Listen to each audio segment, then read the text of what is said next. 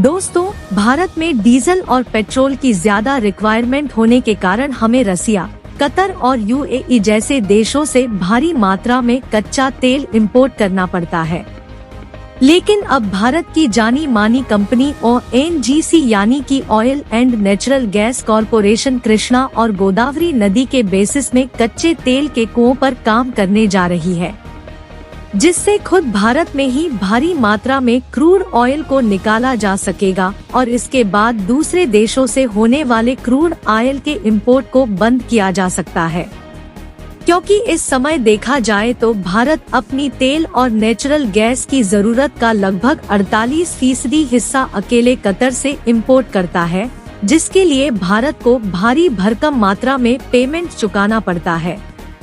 हालांकि पिछले 2-3 महीनों में कतर और भारत के विवाद होने के कारण हमने ज्यादा से ज्यादा यूएई और रसिया जैसे देशों से कच्चे तेल को इंपोर्ट किया है। लेकिन अब देखा जाए तो भारत की जानी मानी कंपनी ओएनजीसी खुद गोदावरी और कृष्णा नदी में तेल के कुओं पर काम करने जा रही है, जिससे इन देशों से होने वाले क्रूड ऑयल इंपोर्ट को बंद किया जा सकता है। पूरी डेवलपमेंट क्या है, इस वीडियो में समझते हैं। लेकिन वीडियो में आगे बढ़ने से पहले भारत की ओएनजीसी कंपनी के इस शानदार कदम के लिए वीडियो को एक लाइक जरूर करें और चैनल को भी सब्सक्राइब जरूर करें, जिससे हमारे चैनल की नई वीडियो सबसे पहले आपको मिल सके। दोस्तों, आज के समय में भारत जिस तेजी के साथ आगे बढ़ रहा है, इससे दुनिया के कई डेवलप्ड देश ये नहीं चाहते कि भारत दूसरे देशों से आगे बढ़े। आपको बता दें कि किसी भी देश को आगे बढ़ाने में उस देश की कंपनियों और फैक्ट्रीज का बहुत बड़ा रोल होता है, और भारत के साथ भी कुछ ऐसा ही हो रहा है, जिसमें भारत की बड़ी बड़ी और जानी मानी कंपनियां नए नए प्रोजेक्ट की शुरुआत कर रही है और दूसरे भी देशों में अपने पैर जमाने में कामयाबी हासिल कर रही हैं। लेकिन भारत की कंपनियों को आगे बढ़ने के लिए अपने इंफ्रास्ट्रक्चर डेवलपमेंट को बढ़ाने और ज्यादा मात्रा में प्रोडक्ट को प्रोड्यूस करने की जरूरत पड़ती है, क्योंकि अगर हम ज्यादा मात्रा में नए नए प्रोडक्ट प्रोड्यूस करते हैं तो उन्हें अन्य देशों में एक्सपोर्ट करके एक लार्ज अमाउंट प्रॉफिट कमा सकते हैं, और इन फैक्ट्रीज और कंपनियों में डीजल और पेट्रोल की काफी ज्यादा आवश्यकता होती है, जिसके लिए हमें दूसरे देशों से कच्चा तेल इंपोर्ट करना पड़ता है। इसके साथ साथ भारत का ट्रांसपोर्ट मार्केट भी तेजी के साथ आगे बढ़ रहा है, जिसके कारण डीजल और पेट्रोल की आवश्यकता बढ़ती जा रही है। लेकिन अब इन्हीं डीजल और पेट्रोल की जरूरत को पूरा करने के लिए भारत की जानी मानी कंपनी ओएनजीसी गोदावरी और कृष्णा नदी के बेसिस में ऑयल ब्लॉक पर अपने प्रोजेक्ट की शुरुआत कर रही है, जिसके लिए कमाल की बात यह है कि इस कंपनी को भारत सरकार की तरफ से 1000 करोड़ रुपए का अवार्ड भी दिया जा चुका है, जिससे ओएनजीसी कच्चे तेल को निकालने के लिए ऑयल ब्लॉक्स प्रोजेक्ट में लगने वाली लागत को आसानी से कंट्रोल कर सके। असल में साल 2002 और 2011 के बीच भारत की ओएनजीसी ने ब्राजील की पेट्रोब्रास और इटली की ईएनआई और नॉर्वे देश की रॉक सोर्स, इन तीनों कंपनियों के साथ मिलकर कृष्णा और गोदावरी नदी में डीप वाटर प्रोजेक्ट को शुरू किया था। भारत की ओएनजीसी कंपनी ने इन 3 कंपनियों को अपने साथ मिलकर जॉइंट वेंचर में डीप वाटर प्रोजेक्ट पर काम करने के लिए कहा था, और भारत की ओएनजीसी के साथ इन 3 कंपनियों का अग्रीमेंट हुआ था कि यह सभी कंपनियां मिलकर डीप वाटर प्रोजेक्ट के लिए बराबर में इन्वेस्टमेंट करेंगी, और यदि इस डीप वाटर प्रोजेक्ट में क्रूड ऑयल निकलता है तो यह चारों कंपनियां आपस में बराबर बराबर प्रॉफिट डिस्ट्रीब्यूट करेंगी। जिसके साथ यह भी अग्रीमेंट किया गया था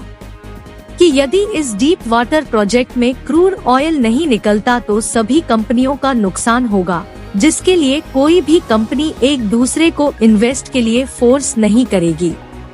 इसके बाद भारत की ओएनजीसी कंपनी ने इन 3 विदेशी कंपनियों के साथ मिलकर महानदी,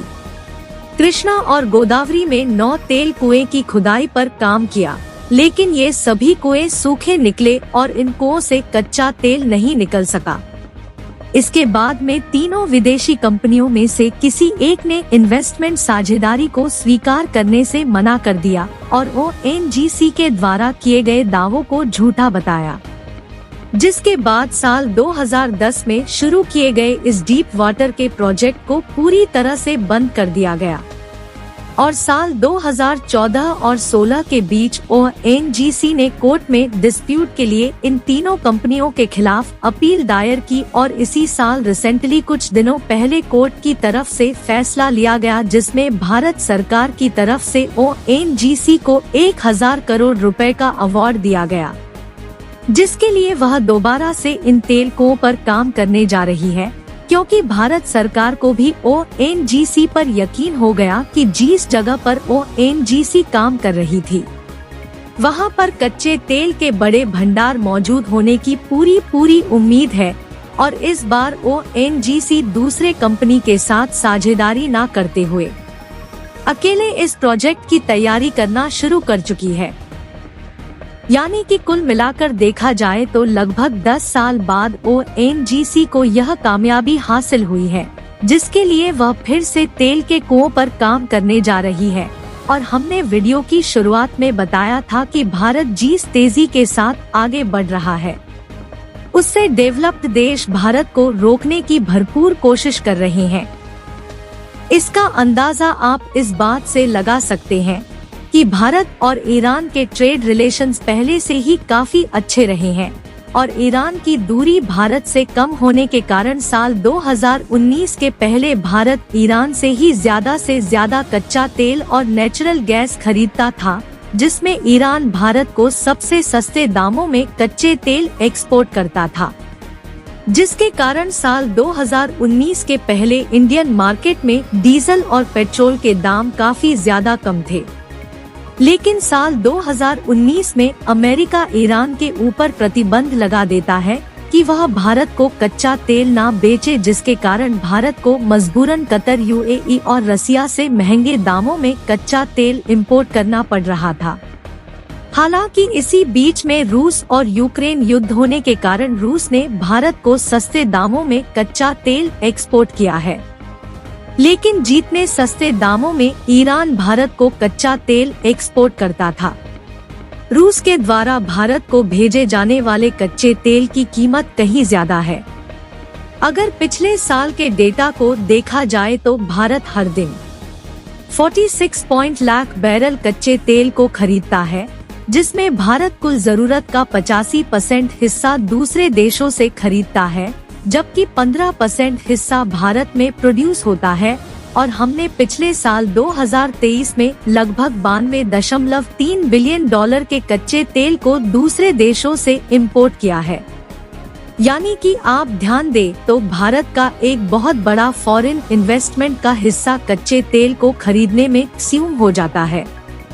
लेकिन अब भारत की ONGC कृष्णा, गोदावरी और महानदी के बेसिस पर फिर से डीप वाटर प्रोजेक्ट में नए तेल कुओं पर काम करने जा रही है, जिससे भारत की फॉरेन इन्वेस्टमेंट का एक बहुत बड़ा रेवेन्यू बचने वाला है, जो कि कच्चे तेल को खरीदने में इन्वेस्ट हो जाता है। यही नहीं, इसके अलावा अमेरिका के द्वारा ईरान पर लगा प्रतिबंध हटा लिया गया है, जिससे अब ईरान भारत को दोबारा से कच्चे तेल बेचने जा रहा है। और 15 जनवरी को एस जयशंकर ईरान के दौरे पर गए हुए थे, जहां पर ईरान और इंडिया के बीच बायोलेटरल ट्रेड को बढ़ाने की बात की गई और वहां से उनके लौटते ही ईरान और पाकिस्तान के बीच युद्ध शुरू हो गया।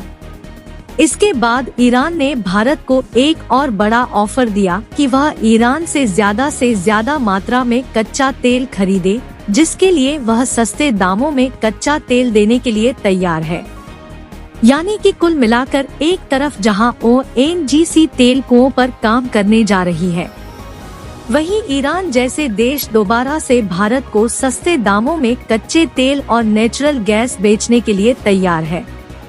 बाकी आपको क्या लगता है कि ONGC जिस प्रोजेक्ट की शुरुआत दोबारा से कर रही है, इस बार सफलता मिलेंगे या नहीं? अपनी राय कमेंट में जरूर बताएं और भारत की कंपनी द्वारा उठाए गए इस शानदार कदम के लिए इस वीडियो को एक लाइक जरूर करें। और अपने मित्रों तक शेयर करें ताकि उन्हें भी जानकारी मिल सके। इसी तरह और भी नॉलेजेबल वीडियो देखने के लिए चैनल को सब्सक्राइब करके बेल नोटिफिकेशन को ऑल पर जरूर रखें। जय हिंद दोस्तों।